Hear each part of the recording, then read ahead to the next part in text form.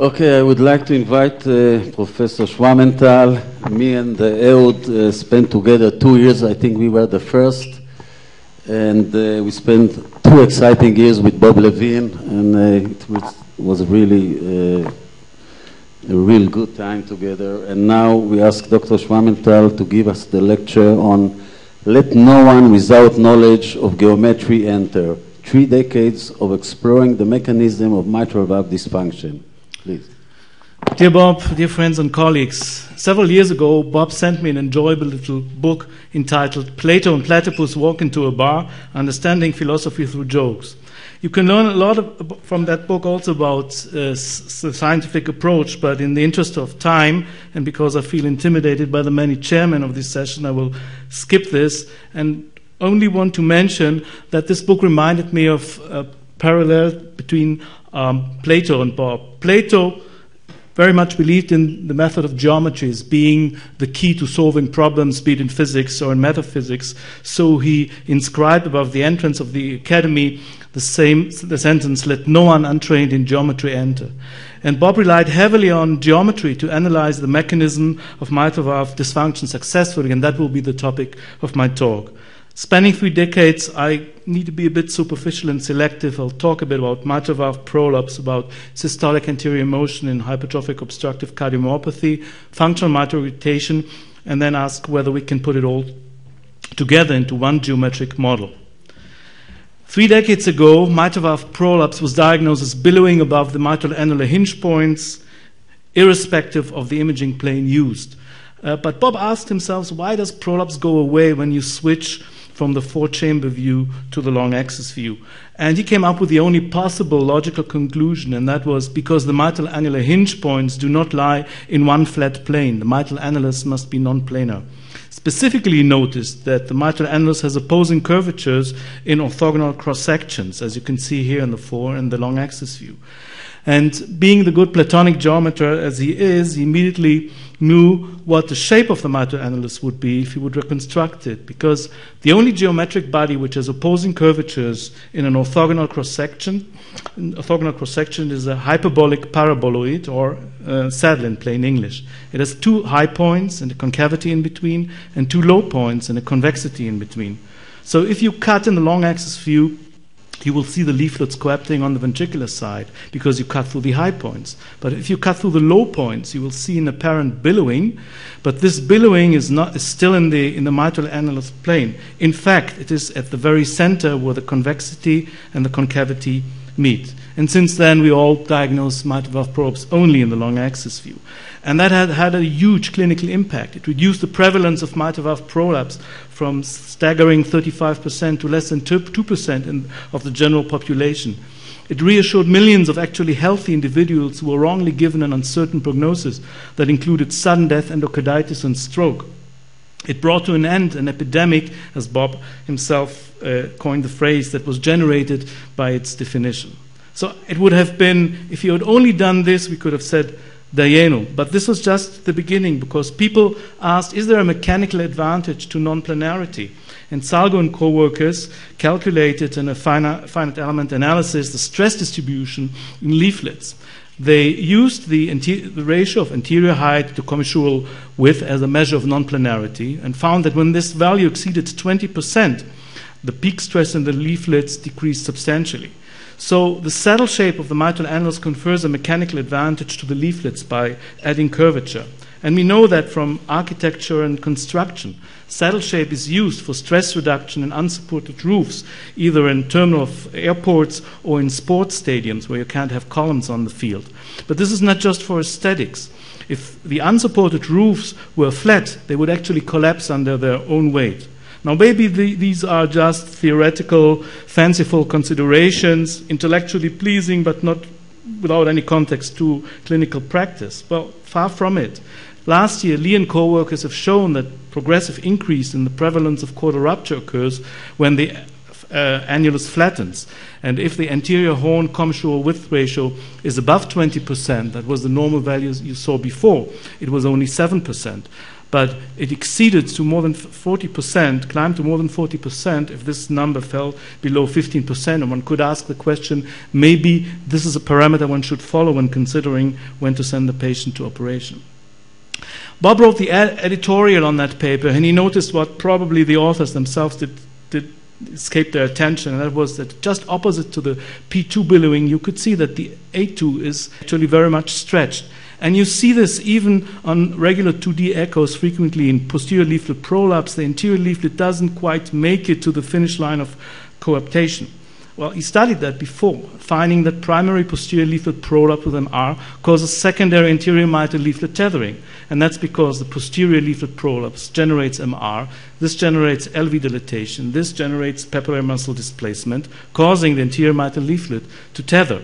So you start with one mechanism of mitral regurgitation and end up with two. And that's one of the reasons why posterior leaflet prolapse frequently ends up in invariably actually ends up in severe mitral regurgitation.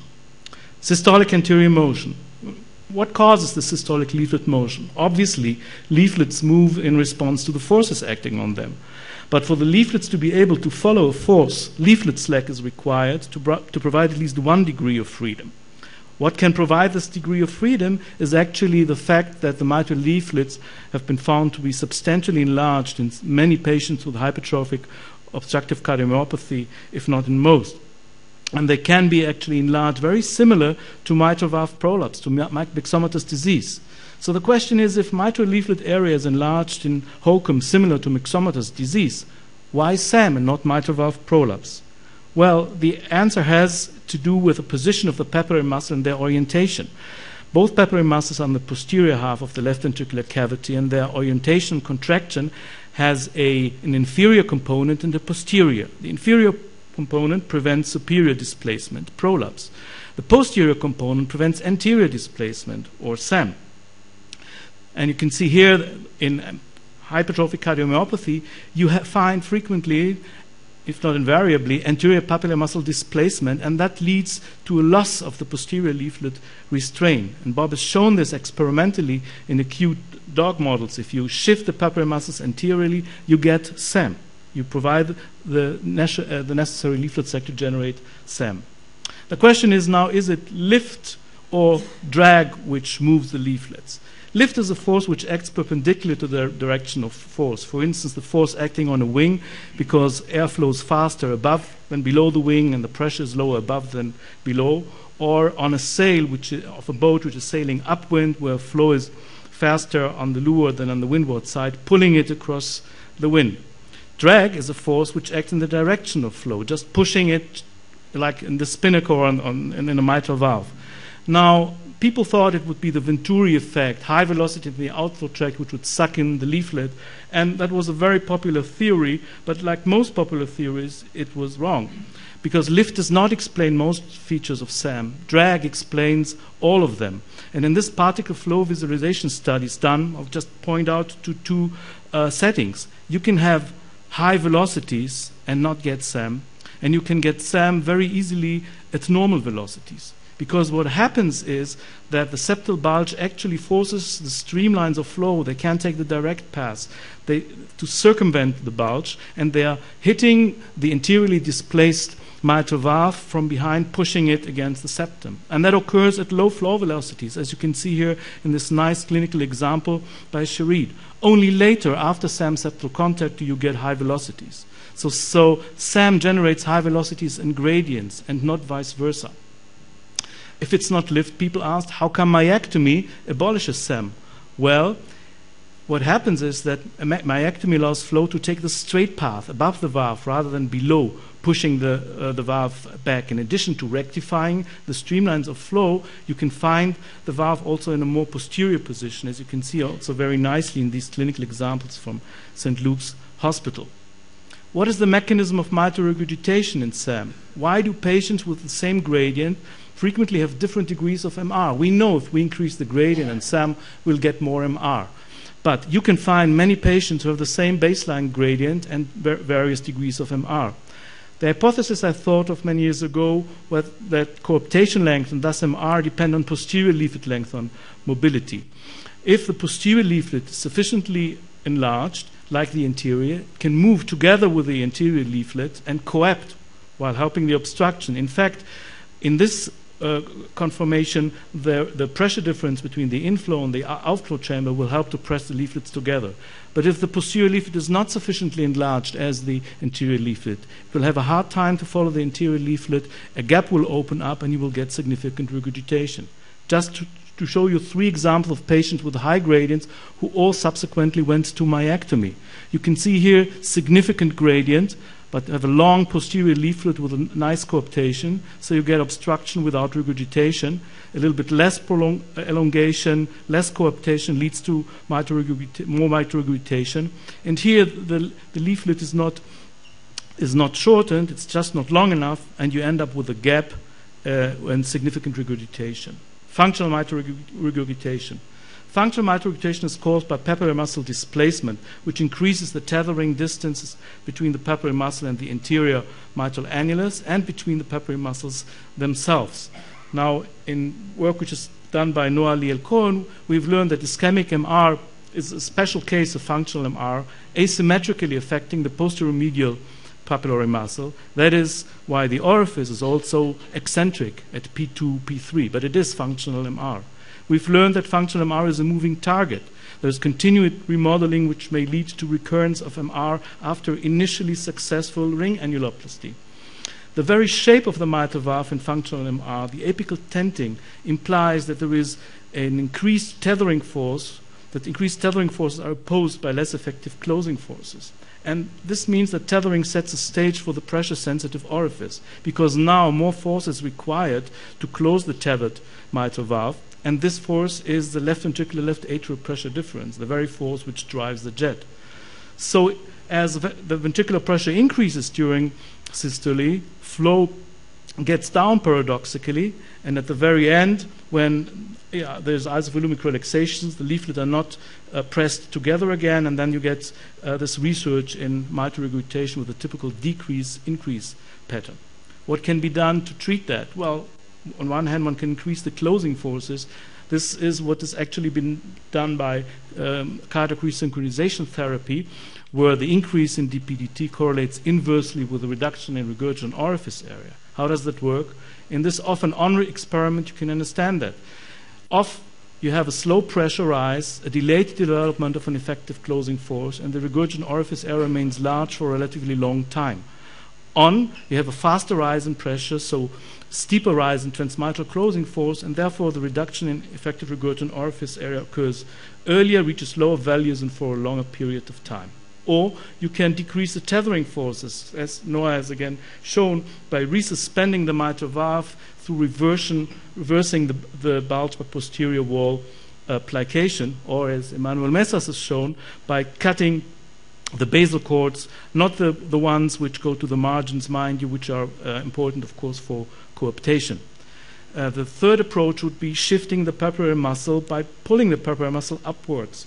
Here, after implantation, just to show one technique of an annulus, a suture has been led exteriorized between the aorta and the left atrium, and when going on pump after ring implantation, the string is adjusted off pump to get proper coaptation. And that is very helpful in patients who exceed 10 millimeters of tethering distance, in which annuloplasty alone is rarely successful.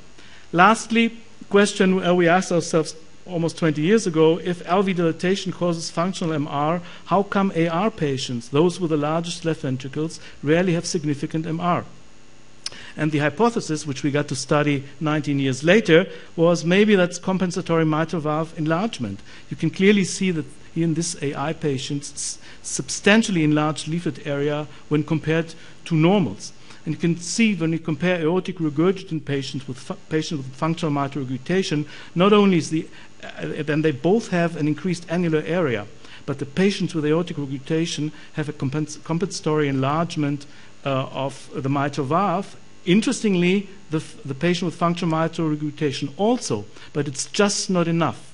It looks like simply looks that functional mitral regurgitation may result from inadequate compensation of tethering by an insufficient degree of compensatory mitral valve enlargement, and that might be an interesting approach for the future.